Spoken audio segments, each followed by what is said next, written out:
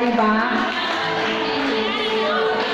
Next, we have, okay, one of the most responsible students of SI.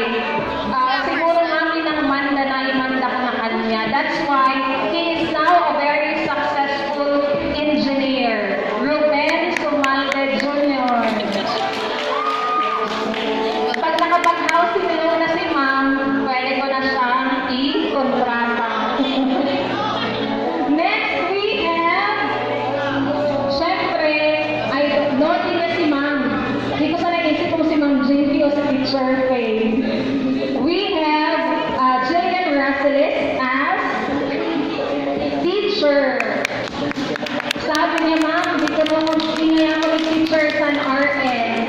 Baka ngayon sa Tuco University of the Philippines. Why not? Okay, next we have a group of professionals to start with silent killer Kuya sa SI classroom. Kadatorin ka naman nagdadayo from all grade levels just to see him and be inspired. And he is none other than our photographer, Ken PJ Serrano. Yeah, bang naman.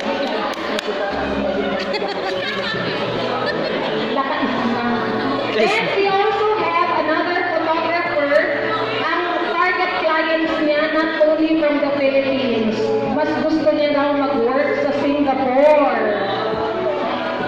Ladies and gentlemen, we have Daniela Mongge. Hindi niya lang kasi nadala yung camera niya na talagang ang laki-laki ng lens. Okay, then we have our chefs from the 5-star hotels in Manila. We have Mariel Alanis. Busog po yan sa jumping jack sa classroom. Then we have our pambatang singer of all time, Rafi Alanis. And of course, ang maaasahan kong mag-ayos ng electric fan namin, Jericho Malapo. They are the chefs of the 5-star hotels in Metro Manila.